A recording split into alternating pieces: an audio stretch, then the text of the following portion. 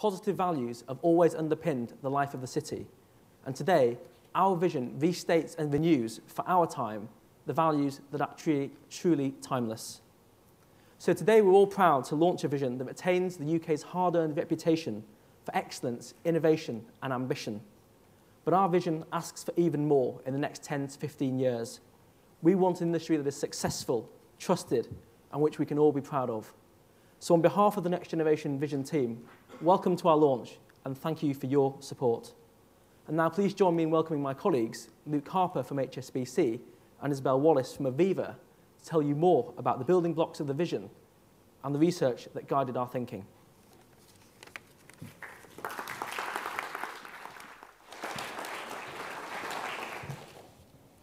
Okay, so as you heard, my name's Luke Harper. I work for HSBC and I'm in a customer-facing role looking after the branches in the southeast of England. And that really was one of the reasons why I wanted to become involved. I wanted to be part of something that was fresh and different and meet young, dynamic people who wanted to change the way people viewed the industry. And when I joined at CAS and came into the building and looked at the 21 different individuals, as you can see here today, I thought, wow, what an eclectic group of people we have with different viewpoints, different companies and certainly different looks. Over the 2 weeks, we heard from a whole host of different people around what they thought about our financial services industry and their thoughts and their beliefs and their perceptions. And I want to pick out two building blocks. The first one is the role in society. Now, a gentleman called Fergal Sharkey, I don't know if you've heard of the gentleman, he used to be the front man of the Undertones, and he certainly had stage presence when he came into the room. He made everyone turn off their BlackBerry and show concentration, and you know what he talked about? When was the last time you didn't listen to music for 24 hours? We all listen to music every 24 hours. And everyone in this room, I'm sure, thinks themselves of a musician at heart and what it means to be part of a band. You see, there's always a supply of music and there's always a demand of music. And so what does it mean to have financial services industry at the heart of our society? What does it mean so we can build partnerships and we can work with our communities and we can work with things like our chambers of commerce and our local MPs to make sure we're a real part of society and not apart from society? The second building block was values and behaviours. And we heard from a gentleman called Mick McAteer, who's a founder and director of the Financial Inclusion Centre. He challenged us to make products and genuinely benefit customers. He talks about 13 different points that we could look at, such as fairness and transparency, empathy and show sustainability.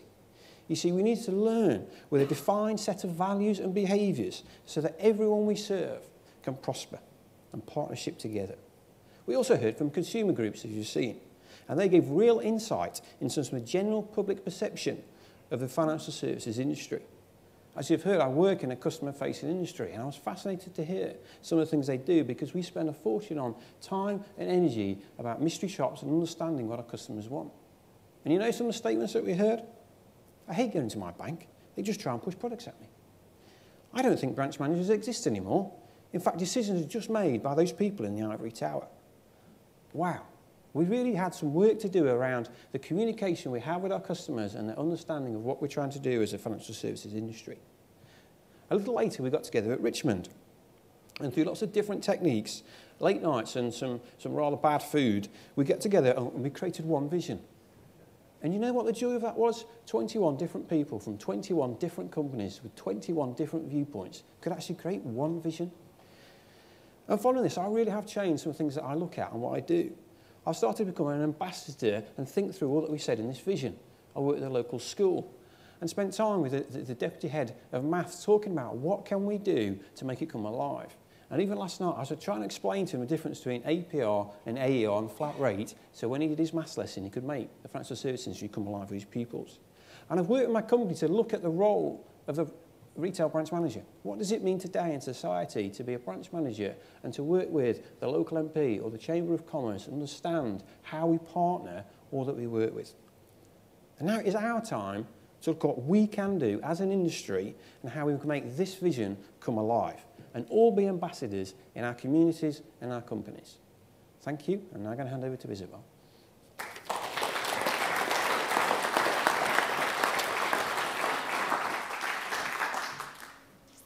Thanks, Luke. I too found the Next Generation Vision project to be inspiring and exciting. It was great to work with people from across the sector And despite our different views, we did find our views converging over the 2 weeks that we spent at CAS. And we now believe passionately in the vision that we created. And of course, it was a great privilege to hear from such highly regarded speakers as well. A highlight for me was Lucian Camp, who ran a workshop to discuss how we might rebrand as a sector. By the end of the session, I think we all agreed that to win the public support, there was a need for genuine change. It wasn't just enough to reframe what we already do, and that really does underpin our vision. Another highlight were the focus group sessions, where we got to hear firsthand what the public thinks of our sector. We were quite surprised that there isn't just anger at the financial crisis and the bankers' bonuses and the bailouts. There was already a dissatisfaction with people's first-hand experiences of our institutions and a general distrust of the sector. One person said, "They'll lend you an umbrella when it's sunny, but they'll take it away when it rains."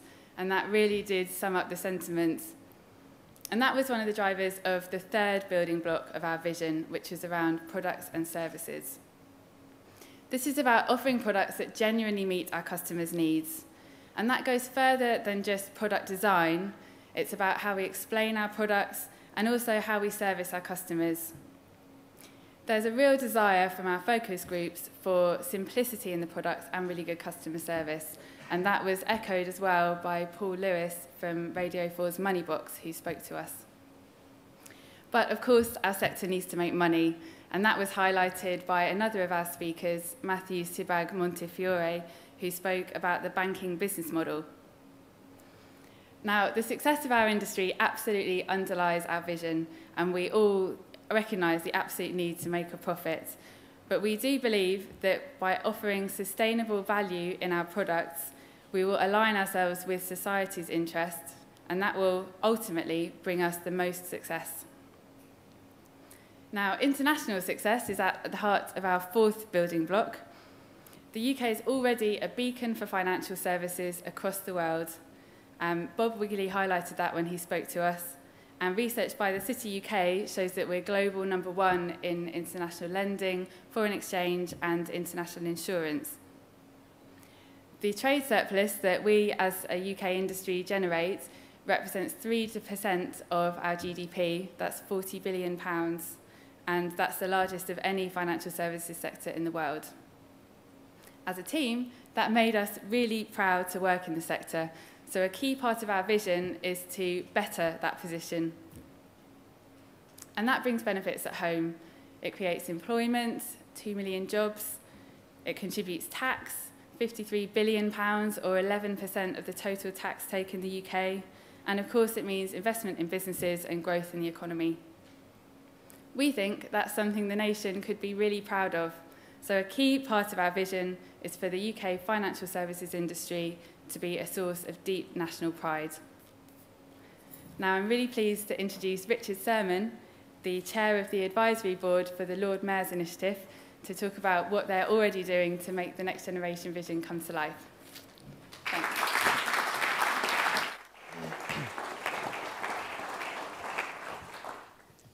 Well, thank you, Isabel, and thank you, everyone, for being here this afternoon.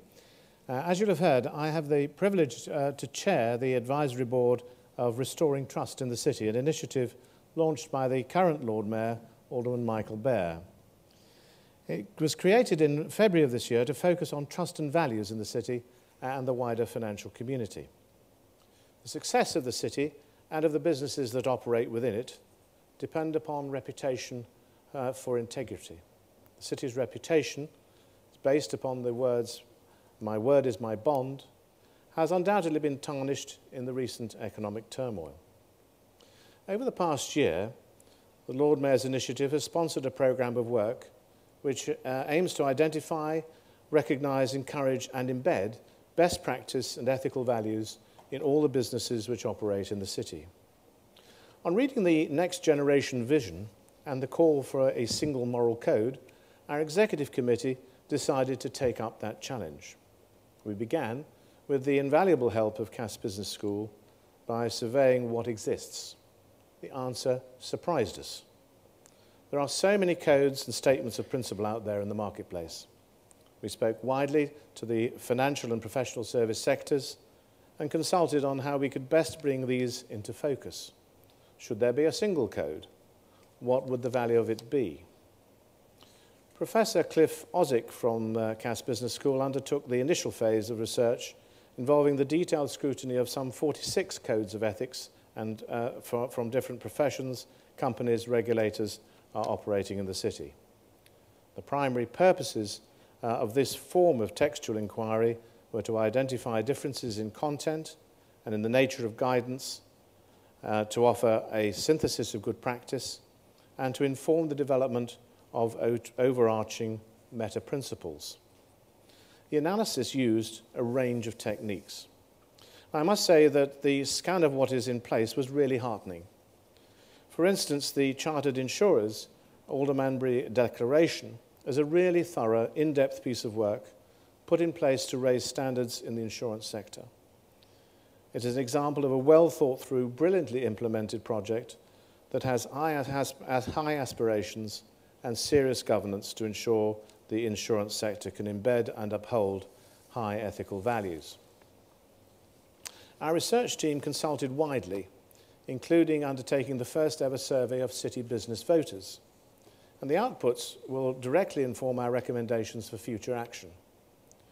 We shall be presenting the full results of our research together with an action plan at our Trust and Values Conference next week on Thursday the 27th of October at Mansion House. This will offer a unique opportunity to discuss the issue, network with other interested parties, and to get ready for the next stage in this important debate. As with all our events, the team from the Next Generation Vision are invited as key participants. I will also be extending the request to them to be one of those teams which will scrutinise the work to validate the research on the ethical code.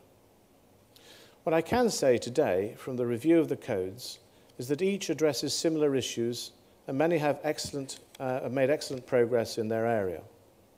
The picture across financial services and related financial services is, however, fragmented, and an overall view of best practice, the high-level principles shared across the sector, are not set out, though the basis for doing so clearly exists. The wide range of very good work across the sector does not yet reflect, therefore, a single focus. Equally, the practicalities of structuring and measuring the implementations of those standards are not shared across the sector in a way that others can quickly reference and adopt for their own programs. Our intention is to address those two issues in a practical way that makes a difference nationally and across the sector. The analysis which we've undertaken has created a map of how each code interrelates, what aspects they share, and what ways the people bound by those codes feel they influence their behaviour. Certainly the work indicates that brevity in terms of code content is helpful, and that there is a need to focus on attitudinal change rather than just behavioural compliance. People bound by those codes, naturally enough perhaps resist to having their code replaced by a single code, but they did feel that a restatement of a single overarching principle to tie these together has merit. In simple terms, this would be a restatement of my word is my bond for the modern era, and something we can wrap governance around to ensure that it is self-policing, true, and a symbol of individual intent to uphold the very highest ethical standards. I've asked Tomorrow's Company and the City UK to create the framework through which we can distill this new statement. They will present this next week at our conference.